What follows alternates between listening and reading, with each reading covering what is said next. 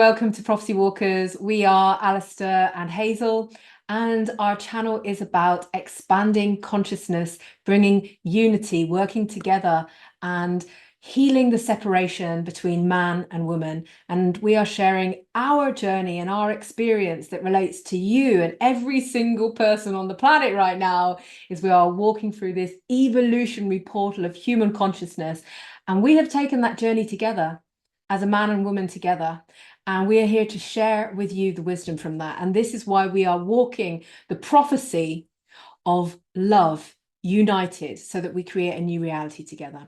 That's what our channel's about. So like and subscribe and support us. I know that's really cheesy to say that right in here, but we need your support because we're bringing you another level of evolutionary consciousness that has awoken through us, because when everything was separating, you know, we met 4 years ago, we met each other and we said, there's an availability here for something new, and we start working together. And it's been profound, and we're sharing our journey. So welcome to today's episode. Yeah, thank you. Thanks, Hazel. You're welcome. Wanted to let people know what we do, because there's been some confusion in the comments about what we're actually doing. And part of the technique we use to evolve our consciousness is a purification method, which I call the lion's share. I call it the lion's share because of the spirit totem of the lion, which is about the devotion of love and being the kingdom, the king. And the lion is king because it has no boundaries on its heart, meaning its love is infinite. And that love comes with a really loud and pure voice of the masculine. And this energy I brought in when I first met Hazel to help us expose and understand our distorted emotions that have been trapped in trauma within the body, the mind, the heart. And we free them through the work of working with spirit. And in the last videos, it looks like I've come across as this dark, toxic masculine man. But that was the whole point, is that I'm exposing the toxic energies in me because I'm trying to show how we move through any toxic energies that come up between us that stop us from loving each other. Because we were doing some work today, because we do a lot of work together where we sit like this off camera. And we used to do it every day, but now we've got to a level where we have to integrate that into life, so we don't have time to do it every day. But we were doing some work today, and I found this incredible. I realized this incredible definition of why women and men can't meet through this distortion of separation. And the only reason men and women argue is because we struggle to know how to love each other. And that's been our journey, is unpacking that and unpicking that. Yeah. And it's been a really profound journey, because before I met Hazel, I was at my limit. I'd come to a brick wall on my journey in spirituality, because I saw that the energy of evolution in the collective and just in the whole was stagnant through the energy of ignorance.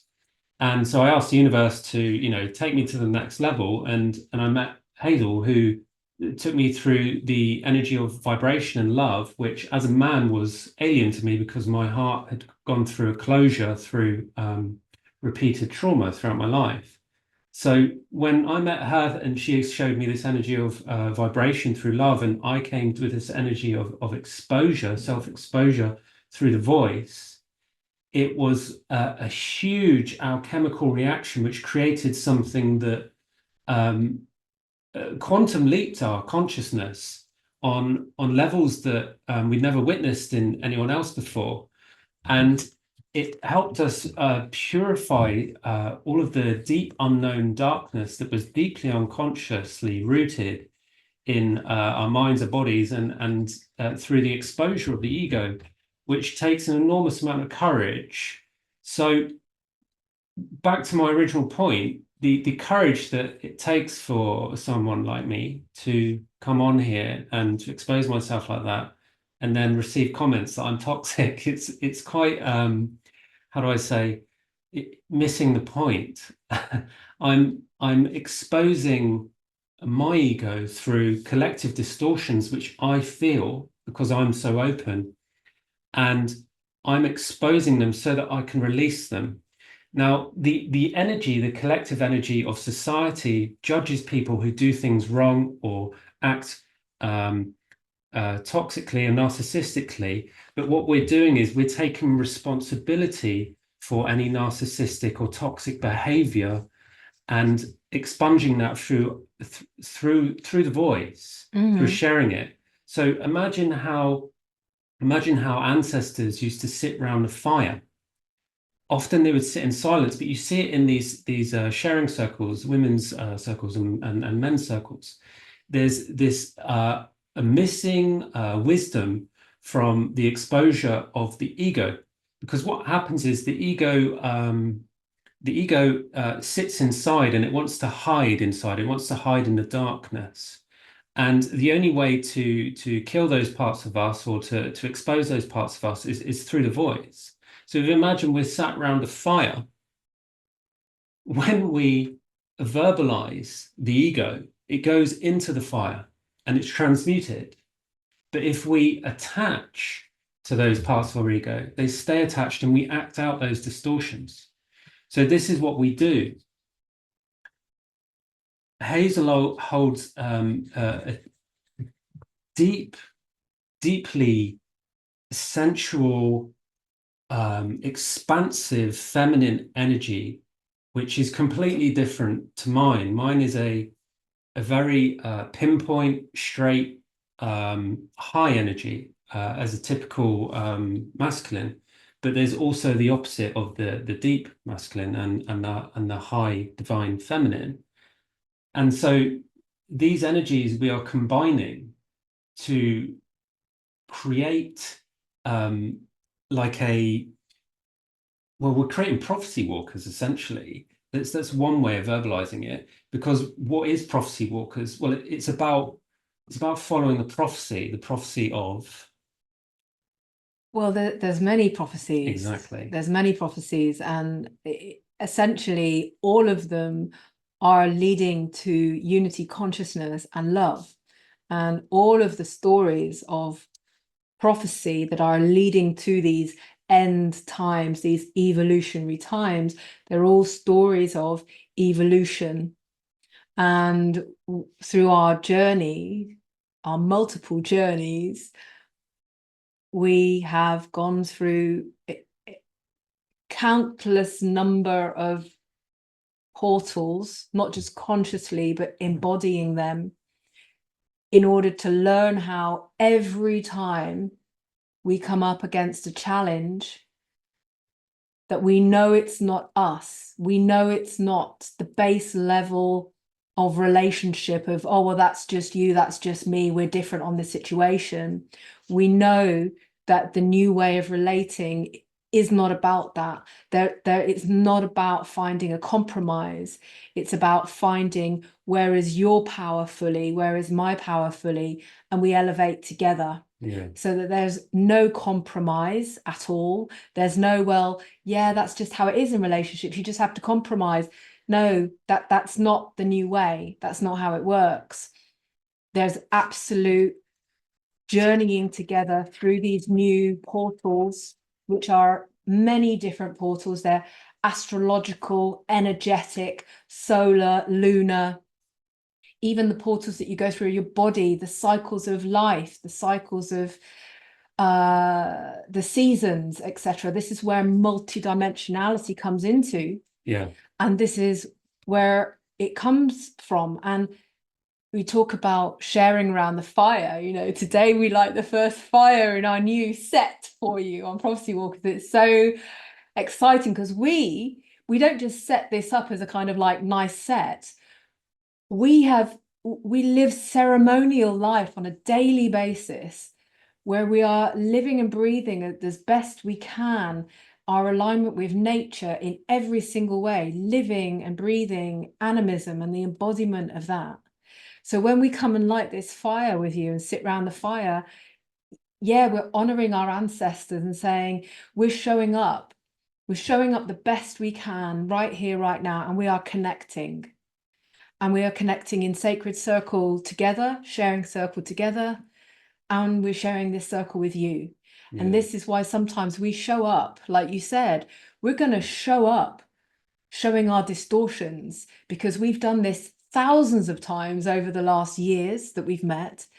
And one of the key things, right, is we want to show up and show you examples of how we move through it rather than showing up and giving you a bullet point list of, you know, sit face to face opposite your partner, share your feelings like this, then touch hands. You know, it's not about it. It's not about that, because that only gets you so far. And this is what I realized in my ceremonial life, integrating ceremonial life, which means becoming multidimensional, which means accepting that you're part of nature, and then sitting face to face opposite your mirror. Yeah, and that's what I wanted to talk about. Yeah. And what does this mean?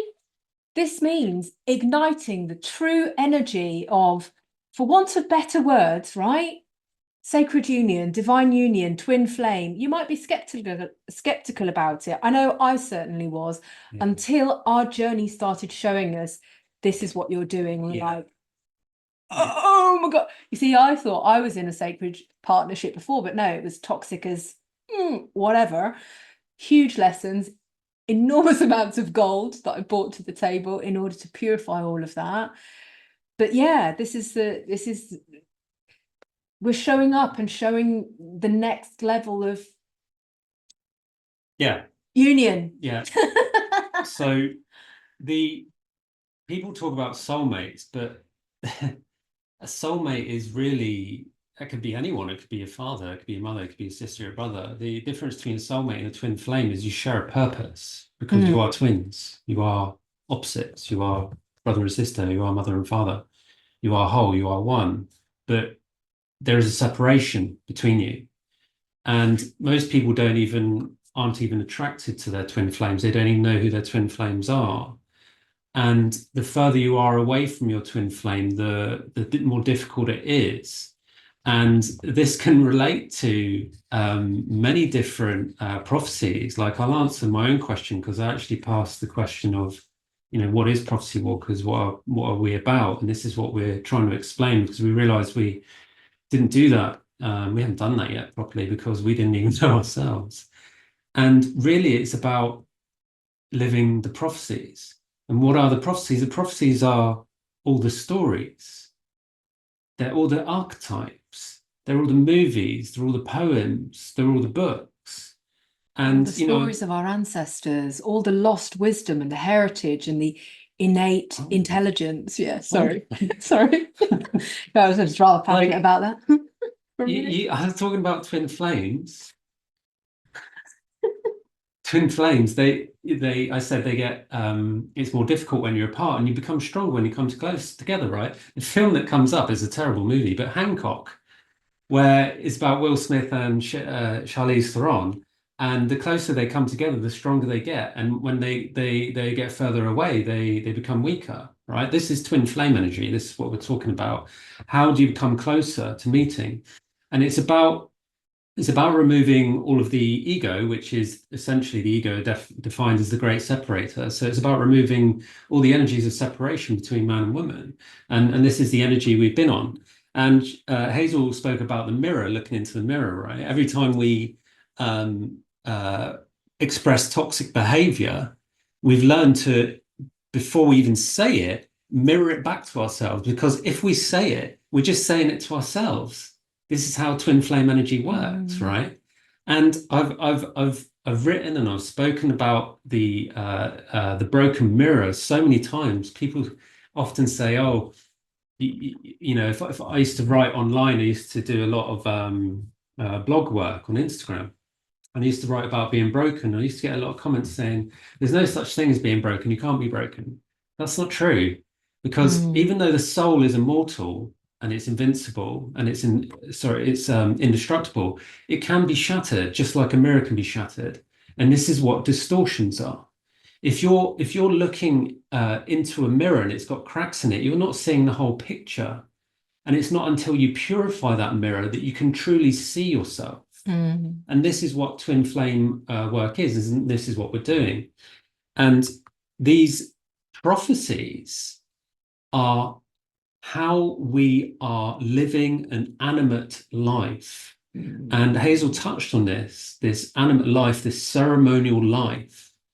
And animate means we are living our own journey, creating our own journey, creating our own purpose, our own life, our own love, our own relationship, our own freedom, our own abundance through living the stories that came before us. And Hazel used the word ancestors, but when I hear the word ancestors, I think of, oh, the stories of my ancestors, of, you know, very shamanic, sat around the fire. But it's not just my ancestors or Hazel's ancestors. It's our ancestors. It's the oneness of ancestral connection through the stories of consciousness through love. Every book, every story that you've ever read is a prophecy. Snow White, it's a prophecy. Lord of the Rings, it's a prophecy. The Matrix, it's a prophecy. We've been living all of these, like even Hansel and Gretel. We've lived that prophecy. Red Riding Hood, the three goats, the three little pigs. You know, the three little pigs is, my dad used to read that to me all the time, and I had to live that prophecy of building strong boundaries, so that the wolf, the dark wolf, which is a representation of malicious, unconscious compliance, that steals parts of your soul in its distortion. I'm not talking about the purity of the wolf. That is a completely different story, and is not about the three little pigs. But you see, the wolf it turns up in many different stories, like Red Riding Hood as well. And this is where understanding multidimensionality, as we're awakening and spiraling through the evolutionary consciousness with it, is important, because it's not logical, it's not one answer, it's many different stories, many different visions. And this is what happens when we're working together.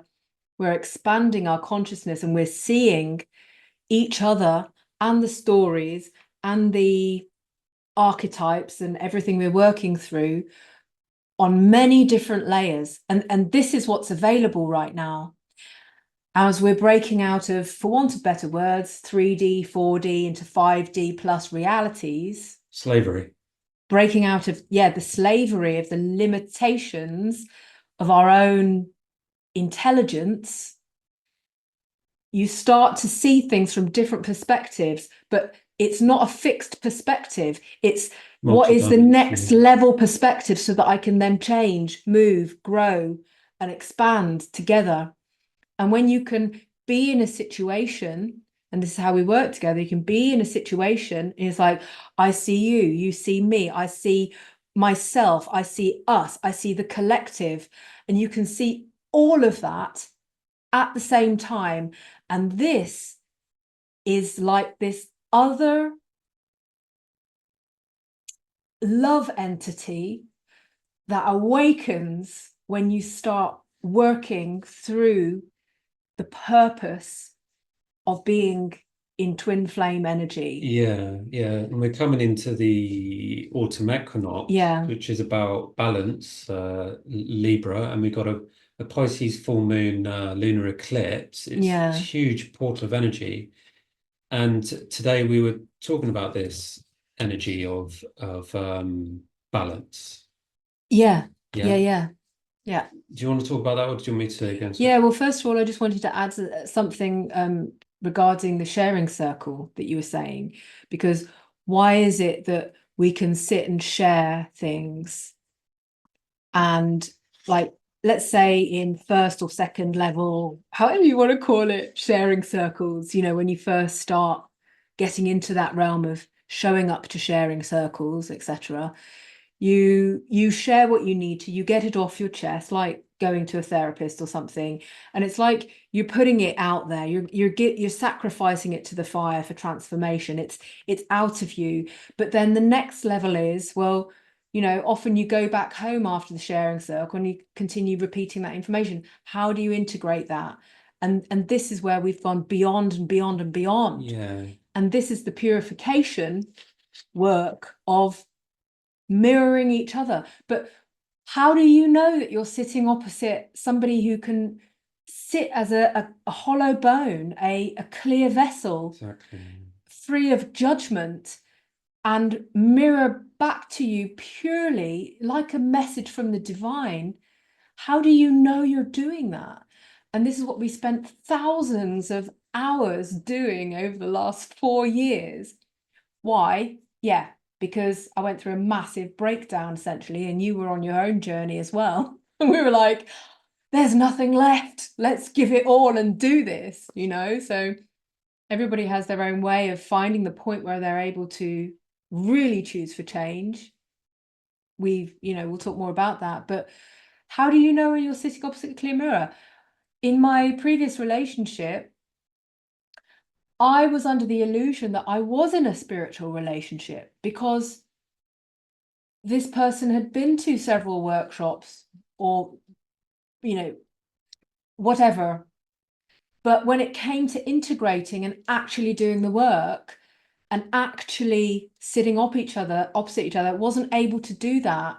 And that's where it became very narcissistic, because it was according to that other person's agenda to manipulate the vulnerability in which I was bringing to the sharing.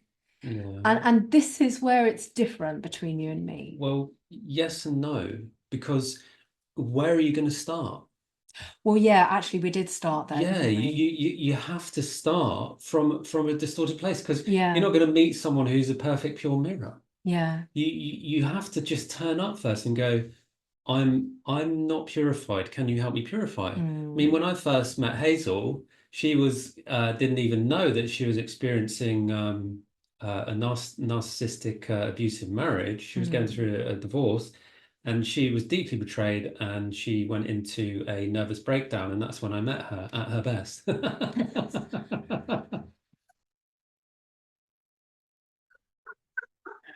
That's how to meet your twin flame, everybody. I really met Hazel at like her lowest, right? I came in and saved the day. Yeah, yeah. But really, I'm talking about like she turned up. Sorry, I turned up. I literally turned up in a foreign country. She was in another country. Turned up, knocked on the door, and I said, "Yeah, that's narcissistic behavior. And just to let you know, I'm exhibiting narcissistic behavior, and I would like to clean it." And that was very brave of me, because you know, people normally run a mile when you say, "Oh, yeah, I'm not going to say I'm a narcissist," but nobody kind of says that. Nobody confesses to having narcissistic behavior. And the energy that that I received when I went down the psychotherapy route before I hit the spiritual route, because I went to a dead end with psychotherapy, is that you can't cure narcissism, you can't cure ADHD, you can't cure post-traumatic stress disorder, you can't cure OCD, DID, multiple personality disorder, you can't cure all these things. And I was like, this just doesn't feel right. This just can't be true. And so I turned up on Hazel's door and I was like, do you want to look into this? And she's like, yeah, let's look into this. And so we went really deep with that. And I just kept exposing my narcissistic behavior to the point where we became so fascinated by our own journey that we were like, same time tomorrow? Yeah, let's do this again. Yeah, this is our lockdown. This is amazing. Journey. Yeah. Lockdown. Yeah, it started in lockdown 2020. And we became best friends. Yeah. We weren't romantic. We were best friends. And we spoke to each other every day. Like most of our Zoom calls, like because when I moved back, I was in London at the time. We were Zooming, and the minimum length of our Zoom call was about 6 hours. Sometimes 12 hours we would speak, just Yeah. sharing, just getting it all out and trying to Mm. figure it out, like Mulder and Scully. That's Yeah, another yeah. prophecy walk we did. Like Yeah. we acted out the whole Mulder and Scully X-Files. It was so much fun. Yeah. And it's You like know, this is my behavior. And when you're saying this, it's like this triggers this in me. And this is I feel like a victim like this, and this is what's happening in my life. And you were like, yeah, and I have this feeling about you, I have this projection about you that this, and because we were just friends, it was like, well, I was sitting there going, yeah, and this is because of this and this and this. And because I was so cracked open at that time, which has developed from now, cracked open into a new reality because of the deep betrayal of my heart, it was like I had nothing left to lose. It was just like purity flowing through me, and I could just read you like a book. And I was like, yeah, it's because of this. And we just kept expanding that journey. And well, this, yeah, yeah, right. So we went so deep and so high and so expansive and so contracted that we learned the energies of integration, how they worked. But what's more importantly is that we learned something which was so incredibly triggering for anybody that we were like, OMG, how are we going to explain this? Everything, every distortion, society, the supermarket, the Super Bowl, the economy, politics, everything is narcissistic. Everything is narcissism. The patriarchy is narcissism. Everything originates from narcissism. Oh my God. and what is narcissism? Yeah. Oh, it's Yeah. this. I was like, oh, And we started to see the roots of this dark, this yeah. upside down turned tree of life, which is actually a tree of distortion. And we were And it like, was the roots of the distortion of the patriarchy and the hidden matriarchy. yeah, And and the only way we could expose that was through our own behavior, because we had lived it. And we had lived the prophecies of destruction. And now we are living the prophecies of love, and the creation. hero's journey. You look at any story, you look at Superman, Batman, any story, right? Any story of a hero, what happens? They have to go through a tumultuous time. The villain turns the public against them. They get garbage thrown at them. They get all this. This is exactly what happens before they Mm. become the hero. And every day they get stronger because resistance makes us stronger. Just like when we lift weights, it makes us stronger. Resistance makes us stronger. Trauma makes us stronger. We're talking about holding space earlier. When you go to a circle, the circles I've been to, they're circles. There shouldn't be circles. There should be spirals. You spiral up in consciousness. Otherwise, you're going round in circles. I'm saying this because when you hold space for each other as a clear mirror, you have to expose your triggers and your judgments against each other, because this is how we did it. If if I'm triggered by, say for example, Hazel says to me, I don't like the color yellow. I think you look gay in yellow, right? I've been told that many times because I love the color yellow, and apparently it's effeminate to men. And that would be her judgment would be, oh, you look gay in yellow. Then she would be saying that she is gay and yellow. It'd be like this distorted mirror, but it would be turned around. It wouldn't be exactly that. And so we started working with this energy of triggers, and we found that judgments and triggers had hidden truths in them. And that's when we started to see ourselves in each other. And that's how a twin flame works. Mm. Like when I was judging her to be whatever it was I was judging her for, we started to go, there's something not right here. Like, why do I feel this way about you when I like you, you're my friend. So why do I have these judgments against you? I hardly even know you, but because you're a woman and I was expressing toxic narcissistic behavior, I had a problem with her as a woman, right? And a lot of it is always based around sex and appearance for the woman. And for the man, it's always based around what I say and my reputation, so how I come across and my behavior. And I've noticed this is the comments you get from women are about my behavior, and the comments from men are about my sexuality. Absolutely wild. Absolutely wild. Like I did a video about toxic masculinity, and I just have loads of men calling me effeminate and gay. It's crazy. And but this shows the hidden truth in the distortions that we fire at each other. And so we learn to stop firing it at each other and instead saying, Hazel, my ego would like to say that I think you're a bleep bleep and a beepity beep beep. Yeah. Can you help me understand why I feel like this? And she'd like be like, well, let me just feel into that. And I'd be like, okay. And she'd be like, is it possibly because you feel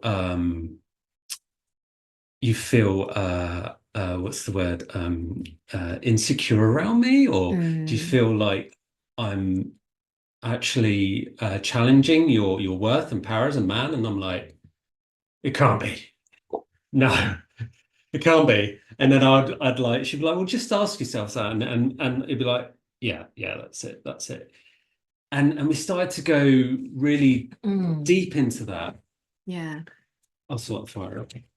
Yeah, and so I'll just carry on there because and how do you get to be able to do that? Well, this is where vibrational understanding, vibrational intelligence comes in. And this is what you hear people talking about at the moment with coming into 5D consciousness. Like I say, for want of better words, because it's actually a lot more than that. And there's other dimensions that open above that. But you open, you know that you start entering into a 5D way of living when you can sit in that energy and recognize the vibration. And this is why it's important as a vessel, as your body, grounding your soul into your body, you recognize the vibration in which the other person, in which anybody is talking about. And they don't have to say very much.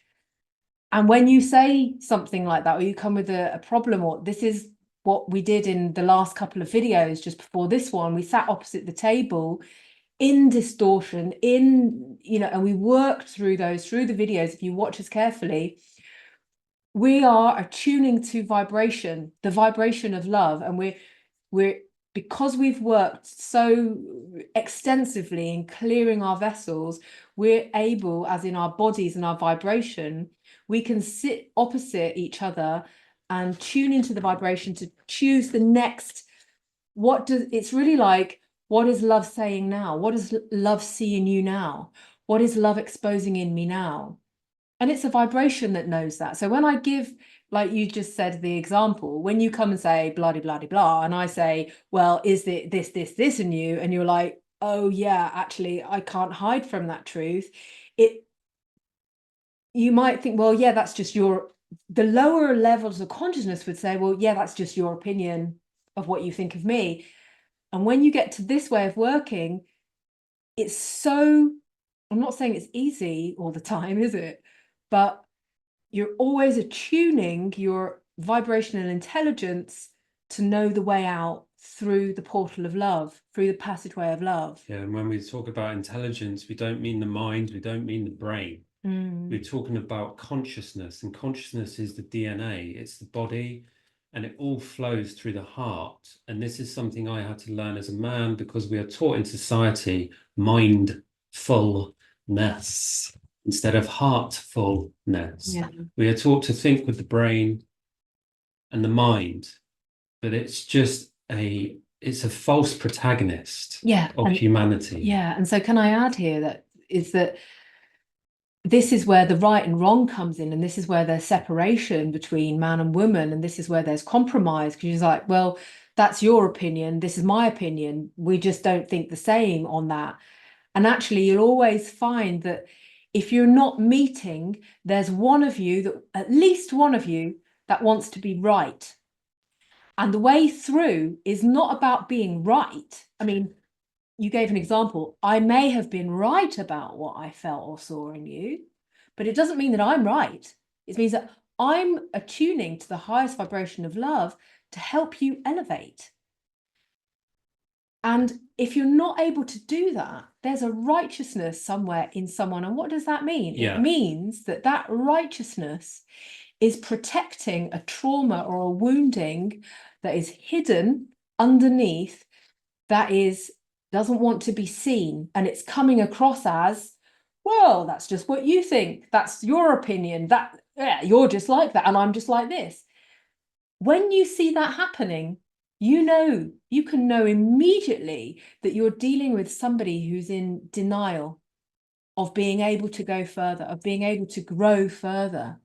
Yeah. And so if you're in that situation, that's a sign of, well, the journey that you can take to start filtering out some of those people in your life who are not able to listen to your messages, your heart of love that's guiding you. Yeah, and when we talk about denial, we're not talking about the river. I want to talk about, you mentioned right and wrong. Yeah. There is no such thing. Well, no. I'm going to go slow with this because Okay. I've got a I'll sit back and relax. big exposure on this Oh, one. yeah? Yeah. Awesome. So you're talking about opinions. Yeah. Right? Because you're trying to express what truth is. Yeah. Right? And how it works together. Yeah. You're trying to express what truth is. And the way you're trying to do that is you're trying to help explain and understand people that opinion is not truth. Opinion is a point of view, right? Mm-hmm. Because there is no such thing as right and wrong. Because what I think is wrong will be different to what you think is wrong. So you said between relationships, one of them always wants to be right. So today we had a talk about how we felt, and we had stuck energies between us. But there is always an energy of, I told you so. Right? Yeah. So there always is a hidden truth where actually we're both right, even though there is no such thing as right and wrong. So what is that energy of right and wrong? It is an energy of redemption. Okay, so bear with me on this one. So earlier on, I was talking about triggers and judgments and how we could be judged or you could be judged, right? And how what we say will trigger a response. For example, social media or YouTube, people may leave a comment which is created by a trigger response. And it can be a comment of love or something not love. And if it's something not love, it's normally triggered by a distortion, which is being reflected as a mirror. And the way we work between man and woman, is to expose our toxic behavior. Now, in my previous video, as I said, I came on and exposed my toxic behavior because we were going through I was feeling this deeply tumultuous, toxic masculine energy within me, which I could feel was being exposed especially in the collective. I mean, you only had to turn on the news and you could see it. And it was exposing through me this perversion of justice, this perversion of redemption of my own dreams and my own purity and my own heart. Like essentially denying my own love for Hazel and denying my own love for myself and for life. And this is what triggers and judgments can stop. They can stop the receiving of truth. I'm finished. I'm just letting that land, yeah? Triggers and judgments stop the energy of love, which is truth, landing in your body, which is integrated wisdom. Remember, the mind is about knowledge. Wisdom is integrated knowledge. Knowing something is just a borrowed opinion, which is a borrowed point of view. Now, if I come online and I show my toxic behavior, it's like saying on your CV that once you stole something, and they look at your CV and go, "Oh, you're a criminal because when you were 16, you stole a Milky Bar," right? There is an energy from our society that there is no such thing as redemption. And this is the energy that is projected when men, especially because of the collective vibration of reputation, that when a man comes out and exposes his toxic behavior, he's condemned. How is humanity supposed to grow if we condemn each other instead of redeeming each other and going, "Well done for exposing yourself.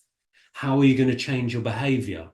How are you going to take responsibility for your behavior?" If we did this, we wouldn't have jails. I know that sounds far-fetched, but I'm being serious.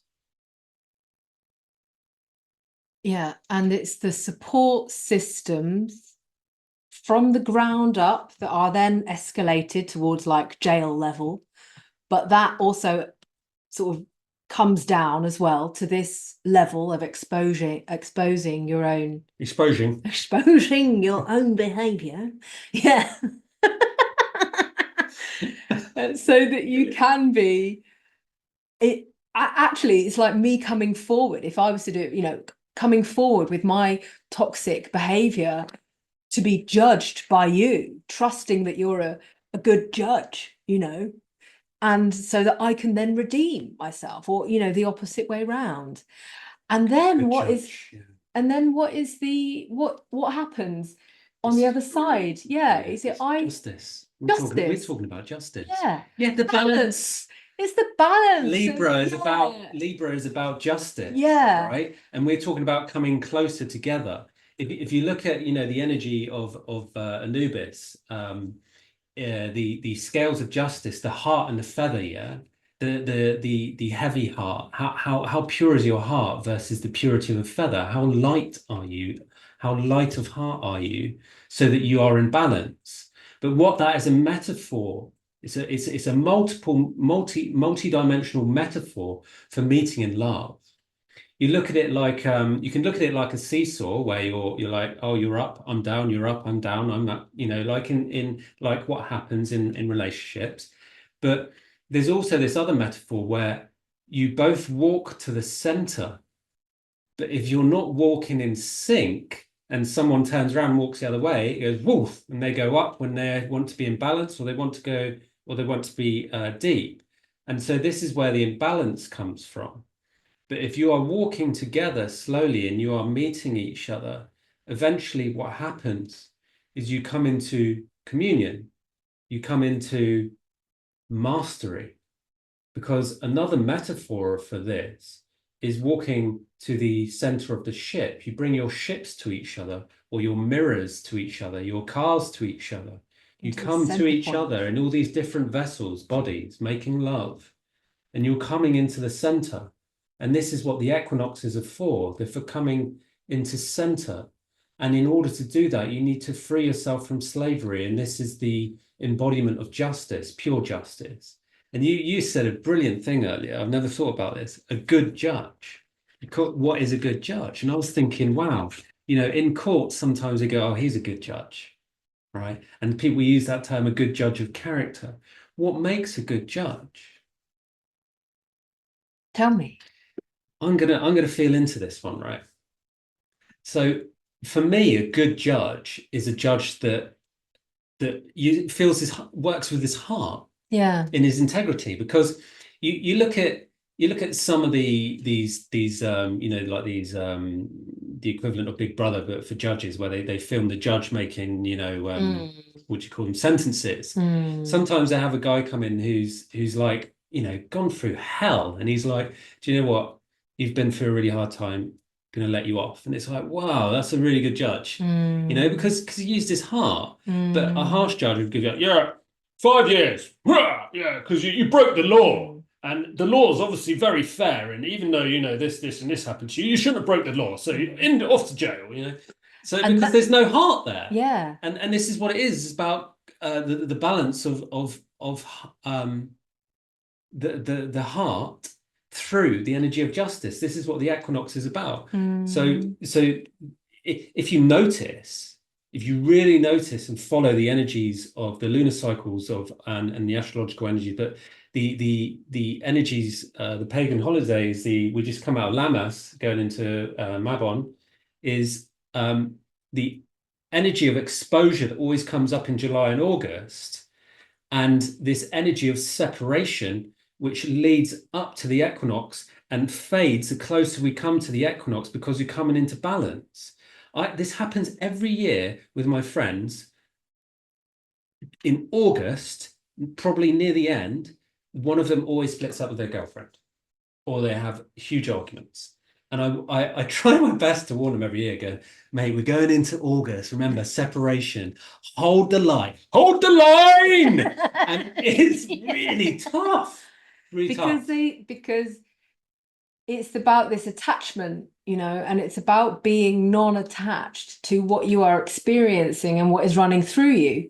And it's like when it comes to this autumn time and there's this time to let go, let the leaves start changing color, changing season so that their leaves can drop, separation from the branch, from the leaf into the ground so that it can be fertile soil for the next cycle.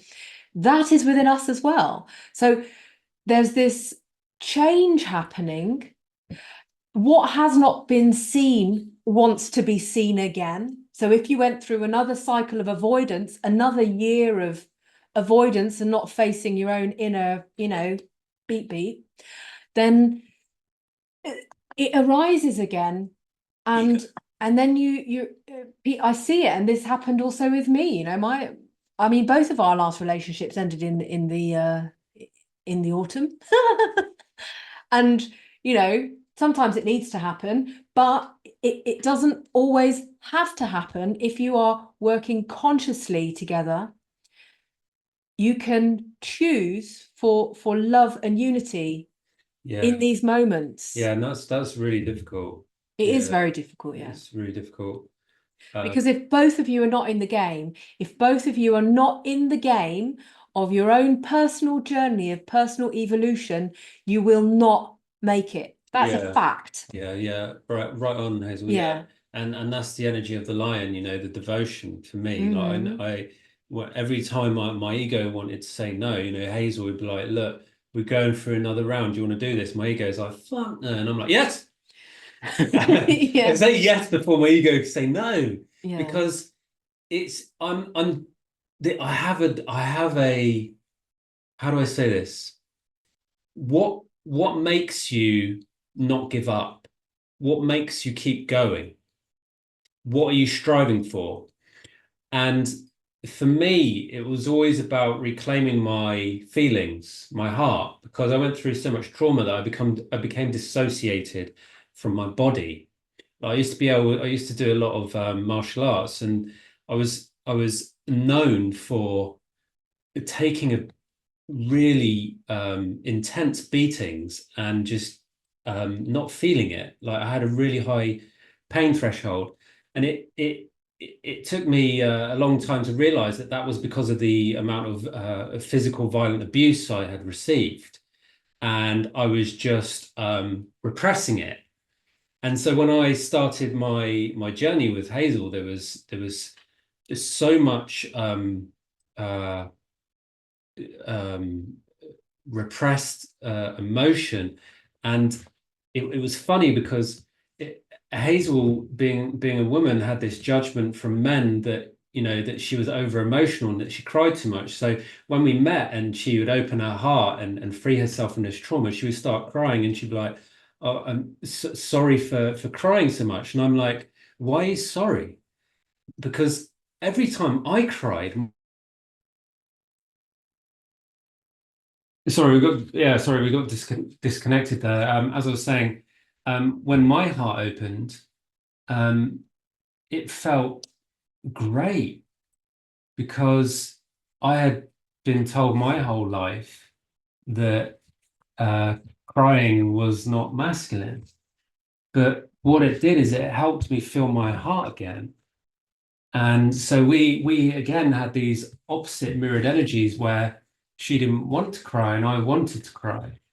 And again, that was another prophecy. Like I really love anime and manga and comics. And there's this famous manga that was turned into a film with Brandon Lee in it called The Crying Freeman. And Cry to set yourself free. yeah.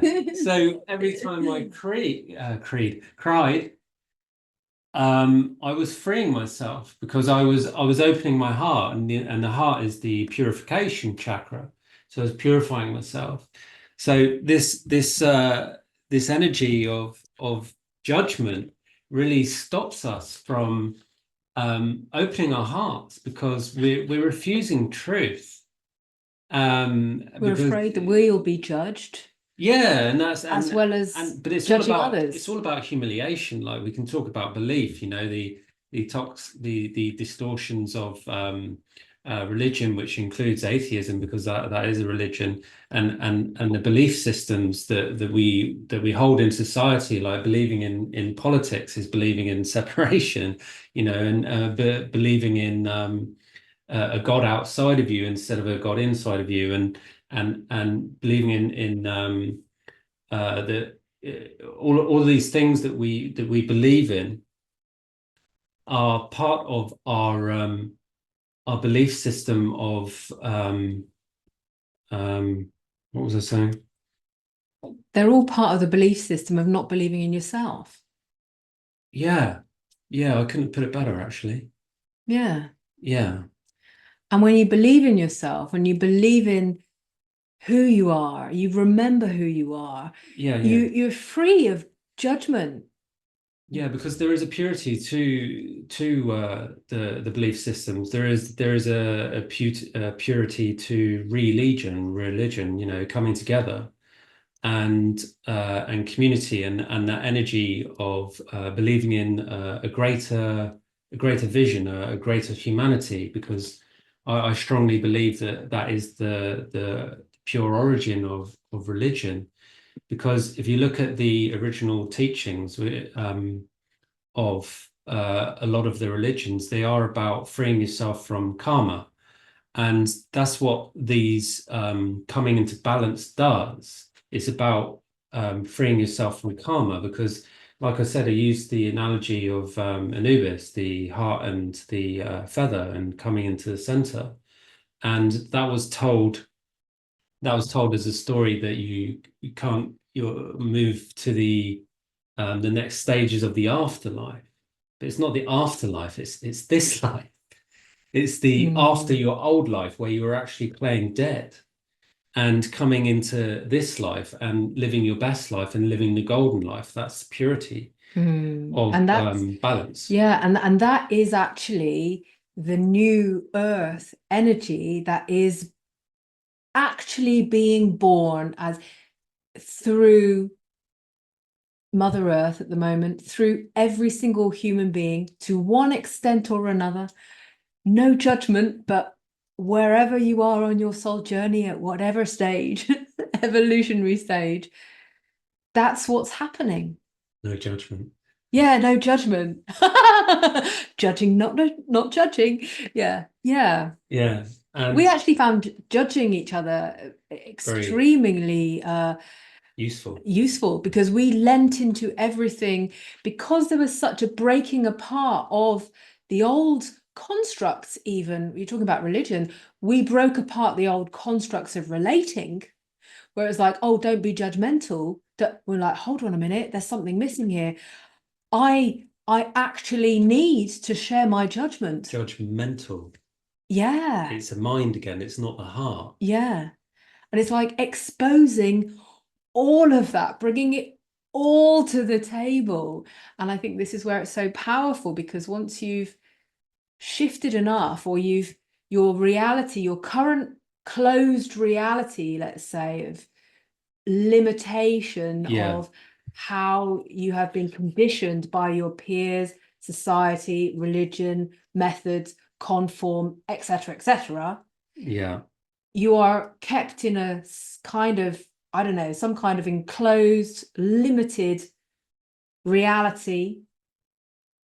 When that starts cracking, which is happening now, it has been happening for many years, and the cracks widen, new light comes in, new possibilities come in, and that's when you start, you have the opportunity to break out of your comfort zones. You'll probably know, like people say, to break out of your comfort zones, do something different. Well, how far can you take that? That's what we discovered. Like, how far can we take sitting in the unknown, sitting in the uncomfortability, sitting in the whatever it is, because I am so uncomfortable sitting in the me that I had made that attracted, that attracted everything that I didn't want.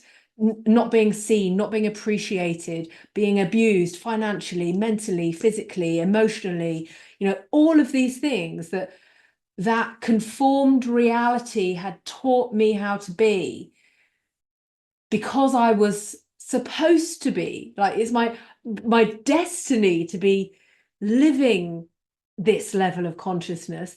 I can't fit into that conform reality. And so I created from those distortions a very painful life, a very uncomfortable life. And this is where you have to go. Can you go beyond the comfort? Yeah. Can you go beyond who you think you are? Yeah, and I don't know why this energy of belief came in, and I was talking about religion, and I forgot what I was talking about, and and what I was trying to say is the energy of belief, of not believing, stops us from taking the journey of freeing ourselves from unconscious slavery because of the fear of humiliation. Yeah, I had that a lot. Yeah, because you grew up In an in atheist an household. atheist family, whereas I grew up as a Catholic. Mm. And there, like I've heard people who I've read online, and I've met people who are religious but have experienced difficulties with not aligning with how other people perceive their religion, because it comes back to the purity and alignment of the original message of the religion. Say, for example, the purity of the message of Jesus, or of God, or of who's Ganesha. Ganesha, and Shiva, Shakti, and all of the gods and goddesses. And the what I find through the energy of atheism, because I went through that, I went through these different phases of distortion of belief, of being Catholic because that was what I was programmed to believe, and then becoming agnostic, like, oh, I believe in something, but I'm not sure what, and then atheism because my friends were atheists and they just poo-pooed anything when I spoke about anything that couldn't be proved through the energy of science. And I started to feel into that, and I started, what is it that stops men from believing in something that is beyond their control, beyond logic, beyond evidence? And it's humiliation, it's shame, because they want to be right, which comes back to your point. Yeah. Being right. The man wants to be right, and control over what you believe in. yeah. And I said this in the first video I think we did, about how logic is a grasp of knowing of a small amount of really not allowing yourself to be who you are through a control mechanism of logic. It's like holding an apple and say this is knowledge, ignoring everything else. Yeah. That to me is what logic is. It's like ignoring this box. ignorance. Yeah. Ignorance. Yeah. Yeah. And that is essentially the the father of narcissism. You know, we went so deep with shame and toxic avoidance of shame, i.e. narcissism, that, you know, what is behind door number one, and it's ignorance. Yeah. Because, you know, what stops us from looking at shame, what makes us avoid shame, and it's ignorance that stops us from looking at it. We turn a blind eye, and this is what leads to stagnation. If you look at the energy of humanity, it went through this huge creative splurge of consciousness, and then the internet came in, and all of a sudden there's this stagnation of creativity. You look at the energy of, for example, music that's out there at the moment. Everybody sounds the same. There's no true mainstream. Mainstream is completely there's no lost true sight. art forms out there, and it's becoming rarer and rarer. Yeah, and in the mainstream, yeah, definitely. In the mainstream, yeah. But how do you define mainstream these days when there's so much out there? Yeah, there's so many streams, huh? So many streams. Yeah, we're really talking about flow at the Denial. moment. Yeah, denial. Yeah, interesting, huh? Yeah. Well, I wanted to come back to the point that you were saying about narcissism, because earlier you mentioned about when we realized, and we had this like epiphany moment, that actually, if we faced up to all of these realities, if we faced up beyond all of the religion and politics, and we're like, what is actually happening? Given that everything repeats itself, given that these are cycles, given that we are all part of nature and nature shows exactly what's happening, everything came back to narcissism. Yeah. And this I found fascinating, because even in my work, much of it is with women. I have witnessed how difficult it is. I mean, I've been through this journey myself twice with 2 narcissistic abusive marriages, right? And you are like, my God, you know, my savior on going, you know, I'm pointing this out for me. But since we've been on this journey, I found, you know, I know that men and women both receive narcissism, but I speak from a point of view of a woman. It's so difficult to face up to the fact that that has been your reality, and there is shame and what did you say, humiliation. I also sat in those energies of humiliation, and I allowed myself, I said, I'm not going to run away from feeling humiliated that this is my second divorce, and that right in the early stages, just before I met you, I started working through these energies, even though I didn't know what it was. I was sitting there for hours on end, going through this breakdown of my reality, witnessing myself feeling shame, and realizing this shame and humiliation, it's not me, it's what wants to be seen in me and run through me. And learning how to get to the point where you can let everything run through you, not just on your own, but as we're doing it together, is so unbelievably life-changing.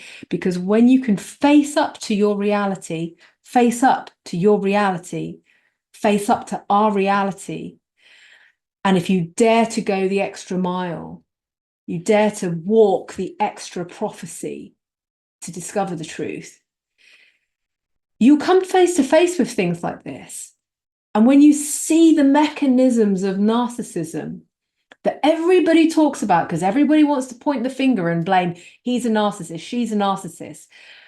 But when we've sat down and worked through the whole thing to understand, oh my goodness, I was receiving narcissistic abuse. I am also narcissistic within myself, to myself, and I have also shown that towards you.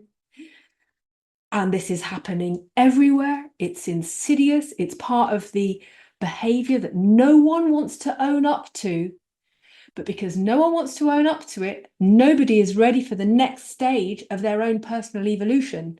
So we sit in plateaus of not resolving our own traumas Yeah. and not being able to do that. And we sit in the plateaus of whatever letters you need next to your name, which actually create blockages to your own personal evolution. Yeah.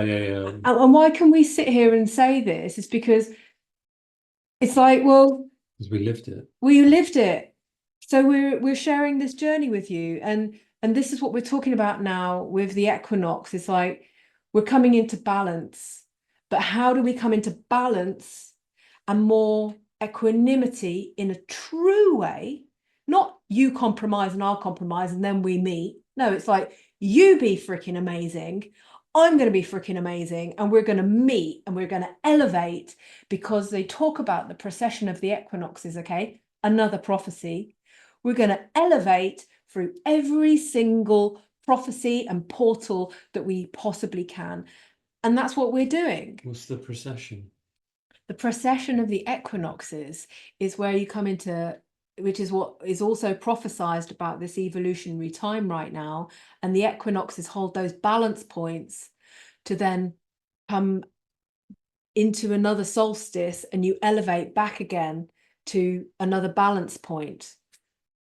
And so right now we're in that evolution, and the equinoxes, I spoke about this, they create the bridge of evolution from balance, like chaos and disorder, balance, chaos and disorder, balance. Yeah. Right. Yeah. Yeah. Or you could say like they come into balance and then you go back into polarity, like high sun, North, south, north, and all of that. Yeah. And yeah, so Summer, winter, yeah, the solstices, yeah. exactly. And we've been learning that we have half birthdays, and I'm as a masculine, I'm born on the energies of the sun, the solstices, and Hazel's born on the energies of the equinoxes. Yeah. It's fascinating. It's another prophecy. I was looking at the screen. Yeah. So I think what we're trying to bring to everyone is, we called our channel Prophecy Walkers. And this was the name that we got from Spirit. And we're like, but what is Prophecy Walkers? And what are the prophecies? What is the prophecy? I thought there was only one prophecy. I thought it was the Warriors of the Rainbow. I thought that was the prophecy, because Well, it is, and there's others. there's only one, yeah. Mm. And the energy we're bringing is how do we live the stories of our ancestors, and what is the purpose of living these stories, these prophecies, and how can we use and work with these prophecies to come into this new ascension energy of new earth. And this is a really, really incredible conversation that we'll talk about probably, hopefully, on our next episode, where we talk about the innate. We want to talk about what happens when you elevate through the ascension. What happens when you cross the bridge? What happens when you come to the other side? What are the expectations that prevent you from knowing, feeling, and being this new collective, cosmic, and grounded energy that is available for humankind? And really, this is what we want to embrace and discuss, because these are always discussions. Yeah. And I think this is what we're going to bring, right? Yeah. Because what happens when you get to an end with your current spiritual journey? Like you've met enough people, you've done enough workshops or trainings, or you've created a business based on your spirituality, but then actually you find yourself in a breakdown and you're not able to get to that feeling that is inside, that you're able to live, but there's no words, there's no courses, there's no anything outside of you that can touch that point anymore, where do you go from there? And this is what my journey has been. This is what your journey has been. And this is what our joint journey has elevated through and beyond. Well, our joint journey is just incredible. It's something else. That's a whole other, it's a whole other prophecy walkers. Yeah, yeah. Well, it's this actually is Well, yeah, it is. So, yeah, we're going to be opening up conversations. That's what this is about. About sharing conversations and sharing the rawness. Yeah, and we want to do more. Journey. We want to do more lives, don't we? Yeah. We want to interact. This is pre-recorded because we're coming back and we're trying to show ourselves again and you know interact more. So again, like we said in the last videos, send us your questions and your comments. Yeah. Not so much your judgments. Yeah, and yeah, let's just keep going, huh? Yeah, peace. Peace. Peace in. Peace in, right. man. Yeah. Thanks very much. And please support us. We really need it, and we have to get this message out. So thank you very much. Yeah, lots of love and bye for now, and see you again soon.